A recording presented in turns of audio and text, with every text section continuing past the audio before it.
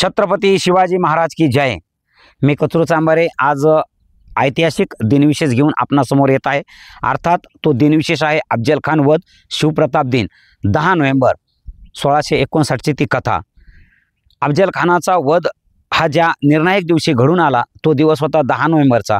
पण अफजल खानाचा वध हा एका दिवसामध्ये घडलेली ती गोष्ट नाही, तर तो साखळी मागून चालत आलेला एक अनेक दिवसांचा काही वर्षांचा तो एक परिणाम आहे।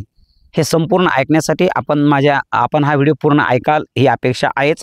त्यासोबतच माझे नेहमीचे दिनविशेष, ऐतिहासिक घटना, महापुरुषांची विचारधारा आपणापर्यंत थेट व्हिडिओच्या माध्यमातून यावी यासाठी माझ्या यूट्यूब चॅनलला आपण सबस्क्राईब कराल ही नम्र विनंती। त्यासोबतच माझे व्हिडिओ लाईक आणि शेअर कराल अशी सुद्धा अपेक्षा। मित्रांनो, छत्रपती शिवरायांचा इतिहास हा अत्यंतिक शौर्याने, अकल्पित बुद्धिमत्तेने आणि प्रत्येक वेळेला एक वेगळ्या गरुड झेपेच्या उंचीनं हा भरलेला आहे। इतिहासामधलं शौर्य वाचत असताना आपण सुद्धा त्या शौर्याशी, त्या युद्धकथेशी एकदम एकरूप होऊन जातो।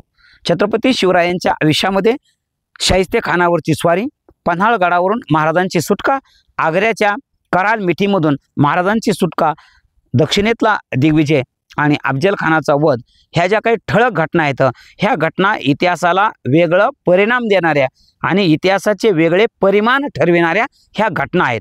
त्याची कारणं ही आपण माझ्यासोबत या व्हिडिओमधून ऐकणारच आहोत। अफजल खानाचा वध हा 10 नोव्हेंबर 1659 या दिवशी झाला। पण हा एकच दिवस असा नाही की म्हणजे तो दिवस आजच सकाळी तो उगवला आणि मग महाराज धावत पळत गेले आणि अफजल खानाचा कोथळा बाहेर काढला। नाही, ही अशी लढाईच नाहीये। ह्या लढाईचा उगम किमान 15 ते 20 वर्षापूर्वीपासूनच्या ऐतिहासिक घडामोडीमध्ये आहे। आणि ह्या सगळ्या घडामोडी ज्यावेळेला आपण जाणून घेतो, आपण त्याचा बारकाईनं अभ्यास करतो, वाचन करतो, त्यावेळेला 10 तारखेच्या दिवशी काय घडलं आणि ते कसं कसं घडून आलं याचा सगळा मागोबा, म्हणजे थोडक्यात काय की एखादा चित्रपटातली मुख्य निर्णायक घटना पाहत असताना त्याच्यासोबत घडून आलेला जो काय आपण फ्लॅशबॅक पाहतो, तो फ्लॅशबॅक हा त्या घटनेला संदर्भ देत तो एक त्याचा परिपाक जो आहे तो आपल्याला सविस्तरपणे त्या ठिकाणी समजावून सांगत असतो। तर अफजल खानाच्या आक्रमणाची कथा, अफजल खानाच्या वधाची कथा ही अशाच म्हणजे का चालत आलेल्या ऐतिहासिक शृंखलेमधली आणि निर्णायक दिवशी 10 तारखेला घडून आलेली ही कथा आहे। की जसं की एक मुसंडी शब्द आहे। मुसंडी म्हणजे काय की अगदी नियोजितपणे स्वतःच्या अंगामध्ये एक ताकद भरून, एक जोश भरून घेणं आणि आपल्या जोरात भरलेल्या ताकदीनिशी एकच घाव असा जोरदारपणे करणे आणि त्या घटनेचा निकाल लावणे, त्याला मुसंडी म्हणतात। तर 10 नोव्हेंबर या दिवशी छत्रपती शिवाजी महाराजांनी अशी काही मुसंडी मारली की जगाच्या इतिहासाने, परकीय ऐतिहासिक साधनांनी, शत्रूच्या ऐतिहासिक साधनांनी सुद्धा महाराजांच्या पराक्रमाची दखल घेतली आणि इतिहासाला एक निर्णायक कलाटणी ही त्या दिवसापासून मिळालेली आहे। तर मग ही मुसंडी कशी महाराजांनी मांडली किंवा ही मुसंडी कशी घडून आली याचा जो अगोदरचा परिपाक आहे, हा छोट्या मोठ्या धडकावर त्या धडका जाणून घेण्यामध्ये आपल्याला ते कळलं की हा पुढचा रणसंग्राम हा आपोआप कळतो। मित्रहो, अफजल खान हा काही साधासुद्धा व्यक्ती नव्हताच। तो कुशल योद्धा होता, त्यासोबतच तो एक चांगला बांधकाम इंजिनियर असा सुद्धा होता। विजापूरच्या दरबारातल्या नोंदीप्रमाणे त्यानं अनेक मस्जिदी, त्यासोबतच जे काही मुस्लिम सरदार होते आदिलशाहीमधले, या सरदारांच्या मोठमोठ्या समाधी बांधणं, त्यासोबत त्यांचे मकबरे बांधणं, अशा प्रकारचं बांधकाम केल्याचे पुरावे हे विजापूरच्या आदिलशाही दरबारामध्येच आपल्याला आढळून येतात। आणि तो एक मुख्य सरदार होता। आदिलशाहीचं प्रचंड विश्वासाला पात्र असलेला तो त्या ठिकाणी व्यक्ती होता। त्याच्याकडं पराक्रमही खूप होता।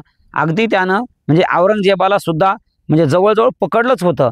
म्हणजे असं पण म्हणावं वाटतं, शेवटी इतिहास हा जरतोरावर अवलंबून नसतो, जे काही घडून गेले ते घडून गेले। पण जर समजा त्यावेळेला औरंगजेब युवराज असतानाच अफजल खानाच्या तावडीत तो अगदी सापडता विजापूर आदिलशाहीच्याच मुख्य वजिरामुळं तो निसटला होता। कदाचित ज्यावेळेला तो त्यावेळेला जर सापडला असता तर आणखी इतिहास हा वेगळाच राहिलेला असता। बरं असो, पण सांगायचा मुद्दा असा की अफजल खान हा पराक्रमी होता। हे पुराव्या म्हणजे त्याचा जे पुरावा सांगते ते एक औरंगजेबाची सुटका आणि अजूनही अशा काही भरपूर कथा आहेत। परंतु छत्रपती शिवरायावर चालून येण्यापूर्वी त्याची जी खरी दुश्मनी होती ती छत्रपती शहाजीराजे यांच्यासोबत.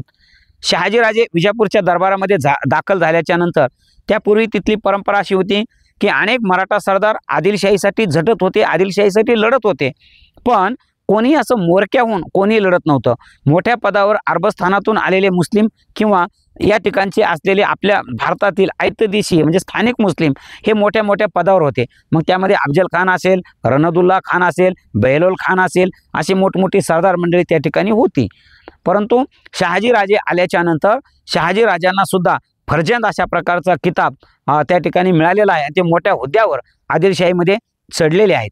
आणि मग हे काही अफजल खानाला सहन होत नाही आणि म्हणून एकदा अफजल खान म्हणजे स्वतः छत्रपती शहाजीराजांना अटक करून त्या दरबारामध्ये घेऊन जातो. म्हणजे शिवाजी महाराजांना श देण्यासाठी टाकलेली ती चाल होती. जसं आपण चित्रपटामध्ये बघतो ना की तुम्हारा बेटा मेरे कब्जे में है, हे 2 लाख रुपये लेके आओ और तुम्हारा बेटा लेके जाओ. पण इथं अफजल खान कसं म्हणत होता की तुम्हारा बाप मेरे कब्जे में है, हमारे विजापुर दरबार के जो भी तुमने किले लिए वो किले छोड़ दो, हमारा जो भी तुमने जो भाग वगैरह लिया है, जो भी हिरासत में लिया वो सब कुछ छोड़ दो. जणू काही असा संदेश त्याला तो द्यायचा होता. परंतु महाराजांनी त्याही वेळेला अकल्पित बुद्धिमत्ता वापरून मोगलाईसोबत संधान साधलं आणि शहाजीराजांची सुटका करून घेतली. म्हणजे इथं सुद्धा अफजल खानाची दुश्मनी होतीच. दुसरा जो प्रसंग आहे, छत्रपती शिवरायांचे थोरले भाऊ संभाजी दक्षिणेमध्ये अतिशय चांगल्या प्रकारचं बस्तान त्यांनी ऐन तारुण्यामध्ये बसवलेलं होतं. परंतु अफजल खानानं फसवून कनकगिरीच्या लढ्यामध्ये संभाजीराजाचा सुद्धा त्यांनी काटा काढलेला आहे. त्यांच्या मृत्यूला अफजल खान हा स्वतः त्या ठिकाणी कारणीभूत आहे. असा हा दगलबाज असलेला अफजल खान या ठिकाणी महाराष्ट्रातल्या वाईचा सुभेदार होता. त्याला अनेक वर्षाचा या वाईचा अनुभव होता. आणि मग ज्यावेळेला छत्रपती शिवाजी महाराजांनी हे स्वराज्य बाल्यावस्थेतून हळूहळू थोडं थोडं वाढवलं, त्यावेळेला महाराजांनी तोरणागड घेतलेला आहे, राजगड घेतलेला आहे, कोंढाणा किल्ला घेतलेला आहे, पुरंदर घेतलेला आहे आणि असे छोटे मोठे बरेचसे किल्ले स्वतःच्या ताब्यात आणून हे स्वराज्य बऱ्यापैकी वाढवलेलं आहे. आणि एवढंच नाही तर ज्यावेळेला एखादा छोटा मोठा आदिलशाहीचा सरदार आपल्या स्वराज्यावर चालून आला त्या प्रत्येक वेळेला शिवाजी महाराजांनी त्यांच्यावर मात दिलेली आहे. आणि सगळ्यात मोठं जर प्रकरण कोणतं घडलं असेल म्हणजे अफजल खानाच्या स्वारीला निमित्त असलेलं प्रकरण जर कोणतं असेल तर ते आहे जावळीचं खोरं, की ज्याला आपण आज रायगड म्हणतो, रायगडचा प्रांत म्हणतो. रायगडचा प्रांत हा समुद्राच्या काठावरच्या गावांवर किंवा त्या प्रदेशावर नियंत्रण ठेवणारा पक्ष म्हणून ओळखला जातो. घनदाट झाडी आणि मोठमोठ्या डोंगरदऱ्यांचा प्रदेश, ज्याच्या ताब्यामध्ये रायगड, ज्याच्या ताब्यामध्ये जावळी, त्याचं त्या कोकणावर आणि त्या समुद्रावर राज्य. आणि हा सगळा परिसर हा मोरेंच्या ताब्यात होता. आणि मोरे हे आदिलशाहीला एकदम म्हणजे खूप वरच्या दर्जानं किंवा अगदी थोडक्यात काय तर त्या सत्तेला पितृसत्ता मानणारं ते घराणं होतं. हे आदिलशाहीची एकनिष्ठ असलेलं घराणं होतं. परंतु अशा निबिड अरण्यामध्ये जाऊन छत्रपती शिवाजी महाराजांनी एक घनघोर लढाई त्या ठिकाणी केलेली आणि ते जावळीचं सगळंच्या सगळं खोरं हे छत्रपती शिवरायांनी आपल्या स्वराज्याला जोडलेलं आहे. आणि आता मात्र आदिलशाही खडबडून जागी झालेली आहे. कारण ज्या ज्या गोष्टीकडं शिवाजी महाराजांनी जे काही छोटे छोटे किल्ले घेतलेले आहेत त्या गोष्टीकडं आदिलशाही आतापर्यंत भले ती पोरखेळ म्हणून पाहत असेल, पण जावळीचं खोरं घेतल्यानंतर आदिलशाहीच्या लक्षामध्ये आलं की हे पोरखेळ आता आदिलशाहीच्या तख्ताच्या नरडीला नख दिल्याशिवाय राहणार नाही. आणि आता मात्र कोणाचंही ऐकायचं नाही. आता मात्र शिवाजीचा बंदोबस्त केलाच पाहिजे. त्यांचं मग ते ठार निर्णायकपणे एक तर त्यांना ठार करणं हो, अथवा त्यांनी जे काही गडकिल्ले घेतले त्या गडकिल्ल्यासहित छत्रपती शिवाजी आपल्या आदिलशाहीला अंकित हो, कोणत्या का होईना परंतु मार्गानं आता स्वराज्याचा बिमोड केला पाहिजे आणि स्वराज्याची वाढ ही याच ठिकाणी रोखली पाहिजे. पण शिवरायांचे लहान मोठे प्रताप पाहता आदिलशाहीमध्ये ही लोकसुद्धा घाबरत होती की कोणी जायचं आणि कोणी शिवरायांना पकडायचं.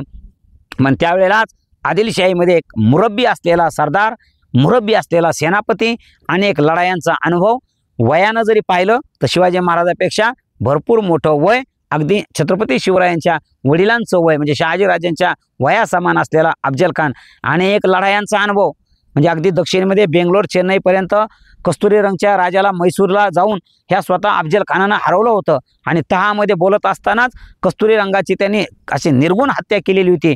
म्हणजे जे आपण औरंगजेबाच्या बाबतीमध्ये जे बोलतो दगलबाज, क्रूर वगैरे वगैरे, हे सगळीच्या सगळी विशेषणं पुराव्यानिशी ही अफजल खानाला त्या ठिकाणी लागू पडत होती. आणि असा हा क्रूर अफजल खान तो विडा उचलतो आणि मी शिवरायांना असा चढे घोड्यानेशी जातो आणि घेऊन येतो. अशा प्रकारचा विडा उचलून हा त्या ठिकाणी आपल्या जावळीच्या खोऱ्यामध्ये चालून आलेला आहे. मित्रहो, स्वराज्याचं त्यावेळेला नेमकंच बाळसं धरू लागलेलं होतं. थोडंसं सैन्य आपल्या ताब्यात होतं आणि एवढ्या मोठ्या सैन्यानिशी, एवढ्या मोठ्या सैनिकासोबत एकदम खुल्या मैदानामध्ये लढाई ही आपल्याला शक्य नव्हती. आणि म्हणून महाराजांनी जो काही अकल्पित बुद्धिमत्तेचा डाव त्या ठिकाणी रचलेला आहे, त्या डावाला खरोखरच इतिहासामध्ये तोड नाही. जे काही महाराजांनी त्यांना कळवलं किंवा मीच तुम्हाला खूप घाबरतोय, मला तुम्ही भेटायला या, आणि त्याला अगदी अशा पद्धतीनं प्रतापगडाच्या पायथ्याला छत्रपती शिवरायांनी बोलवलं. त्यानं अफजल खानाने स्वतःची छावणी, आज जिथं तुम्ही जर गेलात तर एक पार नावाचं गाव आहे, त्या पार नावाच्या गावाजवळ अफजल खानाची छावणी त्या ठिकाणी पडली होती. ते पार नावाचं गाव असं आहे की गडाच्या माथ्यावरून पार गाव आणि त्या ठिकाणची छावणी सहजपणे दिसते. रडतोंडीचा घाट उतरून गेल्यानंतर असा अफजल खान सुद्धा कावराबावरा झालेला होता. परंतु आता ते युद्ध अशा निर्णायक टप्प्यापर्यंत आलं होतं की आदिलशाह शिवरायाला असं जंगलामध्ये सोडून किंवा त्या वनामध्ये सोडून, गडाच्या पायथ्याला सोडून परत जाऊ शकत नव्हता. अफजल खानाला कुठल्याही परिस्थितीमध्ये शिवाजी महाराजांची भेट घेणं भागच होतं. आणि हे लढाई आता निर्णायक टप्प्याकडे हळूहळू वळू लागलेली होती. तत्पूर्वी छत्रपती शिवाजी महाराजांचे वकील गोपीनाथ पंत बोकील आणि अफजल खानाचं वकील कृष्णाजी भास्कर पंत यांनी मुत्सद्दीपणाने आपापल्या राजाकडील, आपापल्या सेनापतीकडील ज्या काही बातचीत आहेत त्या एकमेकाला कळवलेल्या होत्या. आणि भेटीची जी काही रणनीती आहे, ज्या काही अटी आहेत, शर्ती आहेत, ह्या सगळ्या त्यांनी एकमेकाला ठरवून छत्रपती शिवाजी महाराजांनी एक अकल्पित बुद्धिमत्तेचा डाव टाकला आणि पहाडासारख्या अफजल खानाला प्रतापगड नावाच्या एका पहाडाच्या पायथ्याला त्या ठिकाणी आणून उभा केलेला आहे. महाराजांची रणनीती खरोखर खूप भारी होती. त्या ठिकाणी जर आपण गेलो, त्या गडाला जर भेट दिली तर त्या ठिकाणच्या बारकाईने जर आपण तिथलं निरीक्षण केलं तर या गोष्टी लक्षात येतात. महाराजांनी जो चौथरा बनवला होता त्या चौथऱ्याची उंची जेमतेम 4 ते 5 फूट होती. कारण महाराजाला माहीत होतं की झटापट झाल्याच्या नंतर जर मला उडी टाकून जायची वेळ आली तर जास्तीचा जर उंचीचा जर चौथरा असेल तर महाराजांची उंची कमी होती आणि मग त्यामुळे अशी पटकन उडी टाकता आली नसती. आणि म्हणून महाराजांनी तो चौथरा अतिशय नियोजनपूर्वक बनवलेला होता की ज्याची उंची एक 3.5 ते 4 फूट अशी त्या ठिकाणची उंची होती. महाराजांनी यापूर्वी इतिहासामध्ये कधीच न वापरलेलं आणि पुन्हा सुद्धा कधीच न वापरलेलं एक हत्यार वापरलं. त्या हत्याराचं नाव होतं वाघनख. सोन्याच्या अंगठीसारखं वरच्या बाजूनं ते हातामध्ये मडवलेलं आणि या बोटामध्ये असलेले त्याला 3 प्रकारची नख होती. म्हणजे या महाराष्ट्रातला जो शूर प्राणी आहे, आपल्या तसा जंगलाचा राजा सिंह म्हणतात, पण महाराजांसाठी आम्ही शेर वाघ म्हणतो. कारण या महाराष्ट्रामध्ये वाघाचं अस्तित्व आहे, वाघ आढळतो. आणि हे नख आपल्या चालीप्रमाणे ते कमी जास्त करता येतात, ओपन आणि क्लोज त्या ठिकाणी करता येतात मांजर वर्गातल्या प्राण्यांचं. आणि असं या छत्रपती शिवरायांनी हे वाघनख त्या ठिकाणी आपल्या बोटामध्ये लपवलेलं आहे. डाव्या हाताच्या आस्तनीमध्ये एक छोटासा बिछवा, ज्याला छोटासा चाकू म्हणतो, तो चाकू सुद्धा त्या ठिकाणी लपवलेला आहे. कारण भेटीच्या अटीच अशा होत्या की दोघांनीही निशस्त्र असावं ज्यावेळेला. आणि महाराजांनी असं ठरवलं होतं की अफजल खानानं त्या चौथऱ्यावर अगोदर येऊन बसायचं आहे, की जेणेकरून उदाहरणार्थ की मी जर कोणाला भेटीसाठी बोलवलेलं आहे आणि त्याला सांगितलं की मी 1 वाजता येतोय, माझी वाट बघत बस, मग 1 वाजला 1:30 वाजला की माणसाची बेचैनी आपोआप वाढायला लागते. इकडं सुद्धा आता तसं झालेलं आहे. अफजल खानाची बेचैनी वाढत चाललेली आहे. 10 नोव्हेंबरची ती दुपार टळत आलेली आहे.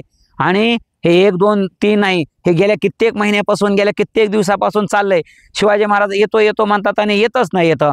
त्यामुळं अफजल खानाची आगतिकता वाढत चाललेली आहे. तो त्या ठिकाणी त्या चौथऱ्यावर बसलेला आहे. आणि ज्यावेळेला शिवाजी महाराज येतात मध्ये औपचारिकपणे थोडासा एकमेकाला परिचय करून घेतात की तूच अफजल खान आहेस का, तूच शिवाजी महाराज आहेस का, असं एकमेकाला ते त्या ठिकाणी बोलल्याच्या नंतर त्यांचा परिचय त्या ठिकाणी पूर्ण होतो. आणि अफजल खानानं कुठल्याही परिस्थितीमध्ये हे ठरवलेलंच असतं की शिवरायांचा खात्माच करायचा आहे. आणि मग तो म्हणतो की या राजे भेटा आम्हाला. आणि ती जी काही मिठी असते, ती मिठी काय असते, ती एका यमदूताच्या बगलेमध्ये गेलेली ती मिठी असते.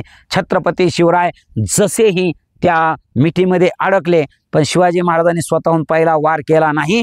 शिवाजी महाराजांच्या नावे तो पहिला वार नको होता. कारण भेटीच्या नीती नियम पाळल्यानंतर जगामध्ये शिवरायांनी अगोदर वार केला अशा प्रकारची नोंद व्हायला नको होती. म्हणून महाराजांनी स्वतः अगोदरचा वार केला नाही. पण अफजल खानाला कोणत्याही कारणास्तव आणि विनाकारणास्तव शिवरायांना संपवायचंच होतं. म्हणून जसे शिवाजी महाराज अफजल खानाच्या मिठीत आले तसं अफजल खानानं छत्रपती शिवरायावर कट्यारीचा जोरदार वार केला. पण मागील अफजल खानाचा सगळा इतिहास लक्षात घेता छत्रपती शिवाजी महाराज प्रचंड सावध होते आणि म्हणून त्यांच्या आतमधून अंगामध्ये लोखंडी चिलखत असलेलं जाळीदार अशा प्रकारचं संरक्षक शस्त्र होतं, संरक्षक वस्त्र त्यांच्या अंगामध्ये होतं.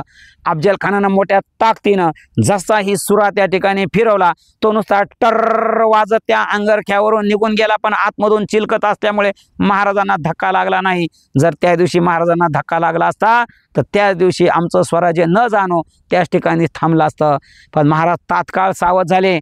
दुश्मनाची चाल लगेच लक्षात आली आणि कसल्याही क्षणाचा विलंब न करता अवघ्या 3 सेकंदाच्या झटापटीमध्ये वाघनख नावाचं शस्त्र महाराजांनी अजरामर करून टाकलं. जसं महाराजांनी वाघनख टर्र दिशी वडलं, अफजल खानाचा भल्या मोठ्या धिप्पाड देहाचा तो कोथळा त्या ठिकाणी बाहेर आला आणि मग खान दगा झाला म्हणून ओरडत बाहेर सुटला. अरे कसला दगा झाला? दगा तर अफजल खानाने केला, पण अफजल खानच ओरडत होता चोराच्या उलट्या बॉम्बा, दगा झाला. आणि मग तिथं तो कृष्णाजी भास्कर पटकन धावत आला आणि महाराजांना ह्या चाली सगळ्या लक्षात होत्या. तिथंच महाराजांचे वकील गोपीनाथ पंत बोकील उभे होते. महाराजांना टुणकन त्या चौथऱ्यावरून खाली उडी मारली आणि स्वतःच्या हातामधला बिचवा हा त्या ठिकाणी गोपीनाथ पंत बोकील जवळ दिला आणि बोकील जवळची असलेली तलवार स्वतः घेतली आणि त्याच ठिकाणी कृष्णाजी भास्करचा सुद्धा लगेच खात्मा केला. आणि मग एकामागून एक सरदार त्यांचे जे अंगरक्षक होते ते आतमध्ये यायला सुरुवात झाली. मंडपाच्या दारामध्येच उभा असलेला सय्यद बंडा असा धावत गतीनं लगेच तो शिवरायाकडे धावत सुटला. त्याच वेळेला जिवाजी महाले धावून आले आणि दांडपट्टा चालविण्यामध्ये ते अतिशय निष्णात आणि तरबेज होते. त्यांनी तो जो वार छत्रपती शिवरायावर सय्यद बंडा करणार होता तो हात काही क्षणामध्ये डोळ्याची पापणी लावायला तरी जास्त वेळ लागले, इतक्या कमी वेळामध्ये ताड दिशी तो हात वरच्यावर त्या ठिकाणी उडवला आणि एवढा मोठा सय्यद बंडा त्याच ठिकाणी कोसळला. इशारती झाल्या, तोफा उडवल्या गेल्या आणि एकाएकी नेतोजी पालकरांच्या नेतृत्वाखालची तुकडी, मोरोपंत पिंगळेंच्या हाताखालची तुकडी, तानाजी मालुसरांच्या हाताखालची तुकडी, वेगवेगळ्या प्रकारचे सरदार बांदल घराण्यांच्या सर्व तुकड्या एकाच वेळी अफजल खानाचं सैन्य जिथं जिथं लपून बसलेलं होतं त्याच्यावर धडाधड कोसळून पडल्या. हे सगळं सैन्य बेसावध होतं आणि आमचा सरदार, आमचा सेनापती अफजल खान हे चढ्या घोड्यानिशी जाणार आणि शिवरायांना कैद करून येणार या स्वप्नामध्ये ती माणसं सगळी रंगलेली होती. दिवस मावळतीची वेळ झाली होती आणि त्यांना आता कुठं पळावं कुठं पळू नये हे समजत नव्हतं. कारण या सर्व बाजू ह्या डोंगर चढ उताराच्या खोल कुणी दरीमध्ये पडून म्हणजे ते त्या ठिकाणी नेस्तानाभूत झालं. जे जे लोक शरण आले त्यांना सुद्धा महाराजांनी आश्रय दिला आणि जगामध्ये संदेश गेला की आम्ही पूर्वीच्या काळामध्ये जर कोणी पराभूत झालं तर त्याची प्रचंड लंगडे तोड व्हायची, कोणाचे मुंडके तोडले जायचे, कोणाचे हातपाय तोडले जायचे. निर्गुण हत्या सत्र हे लढाईच्या नंतर चालवलं जायचं. पण छत्रपती शिवाजी महाराजांनी या असल्या लढाईला पहिल्यांदा इतिहासामध्ये एकदम फाटा दिला आणि जे पळून जाणारे आहेत त्यांना अभय द्या, जे शस्त्र उचलतात त्यांचे मात्र हात कलम करा, त्यांचं मस्तक कलम करा, अशा प्रकारचा संदेश छत्रपती शिवाजी महाराजांनी दिला. एवढंच नाही तर अफजल खान हा छत्रपती शिवरायांच्या थोरल्या बंधूच्या मृत्यूला कारणीभूत ठरलेला होता. विजापूरच्या आदिलशहाच्या दरबारामध्ये जी काही छत्रपती शहाजीराजांची धिंड निघली होती, अपमानास्पद असलेली ती धिंड, आणि त्या धिंडेला सुद्धा कारणीभूत असलेला हा अफजल खान छत्रपती शिवरायांच्या वंशामध्ये 2 वेळेच्या फार मोठ्या अपमानाला तो कारणीभूत असताना सुद्धा महाराजांनी हे वैर हे याच ठिकाणी संपलं आणि स्वतः त्या ठिकाणी त्यांचं त्या मुस्लिम अंत्यविधीच्या नियमाप्रमाणे किंवा पारंपरिक रीतिरिवाजाप्रमाणे त्याचं त्या ठिकाणीच अंत्यविधी उरकला आणि त्याची कबरसुद्धा महाराजांनी त्या ठिकाणी बांधली. त्याचाही एक फार मोठा संदेश त्या ठिकाणी म्हणजे सर्व जगभर पसरला. आणि त्यावेळेला आपल्या भोवताली जे काही पोर्तुगीज होते, इंग्रज होते, डच लोक होते, फ्रेंच लोक होते, यांनी एकमेकाला हा पराक्रम पत्राद्वारे हा त्या ठिकाणी कळवलेला आहे. एवढंच नाही तर औरंगजेबाच्या पदरामध्ये असलेले जे काही लेखक आहेत त्याच्यामध्ये मुस्तद खान असेल, साकी खान असेल, आणखी बरेच लेखक आहेत, सक्सेना आहे, ह्या सर्व लोकांनी हे सगळं इत्तंभूत त्या ठिकाणी त्यावेळेचा हा पराक्रम शिवाजी महाराजांचा लिहिलेला आहे. एवढंच नाही तर शिवाजी महाराजांची जी काही स्वतःची ऐतिहासिक साधनं आहेत, ज्याला आम्ही शिवभारत म्हणतो, जेदेंची शकावली असेल, करीना शकावली असेल, बांदलांचा इतिहास असेल, बांदलांची जी रोजनिशी आहे, ह्या सगळ्या इतिहासामध्ये ह्या सगळ्या गोष्टींचे पुरावे आपल्याला सापडतात. आणि ही अशा प्रकारची एक निर्णायक लढाई छत्रपती शिवाजी महाराजांनी जिंकलेली आहे आणि इतिहासाला त्या दिवसापासून एक वेगळ्या प्रकारची कलाटणी मिळालेली। खरं तर या दिवसाच्या काळामध्ये छत्रपती शिवाजी महाराज वैयक्तिक दुःखामध्ये होते, कारण महाराणी सईबाई छत्रपती शंभूराजांच्या मातोश्री यांचं सुद्धा निधन होऊन जेमतेम काही महिनेच त्या ठिकाणी लोटलेले होते। 5 सप्टेंबर 1659 या दिवशी महाराणी सईबाई साहेब यांचं निधन झालेलं आहे आणि हा प्रसंग 10 नोव्हेंबर 1659 या दिवशी घडलेला आहे। त्यामुळं वैयक्तिक दुःख राज्यकर्त्यांनी करायचं नसतं, त्यांच्या जे काही दुःखाचे आवंडे आहेत हे राजाने स्वतःच गिळायचे असतात। अगदी महाराजांनी कर्तव्याला त्या ठिकाणी प्रथमता दिलेली आहे आणि एक निर्णायक अशा प्रकारचं कर्तृत्व शिवाजी महाराजांनी अफजल खानाला ठार करून ते त्या ठिकाणी पाहिलेलं आहे। म्हणून छत्रपती शिवरायांच्या इतिहासामध्ये आजच्या दिवसाला प्रचंड महत्त्व आहे। ह्या शिवप्रताप दिनाचं आपण प्रत्येकानं स्मरण ठेवलं पाहिजे। हा एक निर्णायक दिवस होता, कारण त्या दिवशी म्हणजे मृत्यूचा योग किंवा म्हणजे जय किंवा पराजय हा कोणत्या बाजूला झुकल हे जरी सांगता येत नसलं तरीसुद्धा महाराजांच्या कल्पनेप्रमाणे त्यांनी जे काही अकल्पित बुद्धिमत्ता आणि अकल्पित चातुर्य वापरून ज्या ज्या चाली रचल्या त्याप्रमाणे हे सगळं काही घडत गेलं आणि म्हणून 10 नोव्हेंबरचा दिवस याचं जे दान आहे हे छत्रपती शिवरायांच्या पारड्यामध्ये यशस्वीपणे पडलं आणि महाराजांचा डंका त्या ठिकाणी दुमदुमू लागला। म्हणून आज या छत्रपती प्रताप दिनाचं शिवप्रताप दिनाचं अफजल खान वध दिनाच्या ह्या पराक्रमाचं जर आपण स्मरण केलं तरच ह्या पराक्रमाला उजाळा मिळेल आणि आपण आपला इतिहास आपल्या पुढच्या पिढीपर्यंत सांगू शकेल। हेच औचित्य घेऊन मी आपणासमोर आलो होतो। आपण माझा व्हिडिओ पूर्ण ऐकला त्याबद्दल धन्यवाद। माझं चॅनल सबस्क्राईब केलं नसेल तर कृपया सबस्क्राईब करा ही विनंती। धन्यवाद। जय शिवराय। छत्रपती शिवाजी महाराज की जय।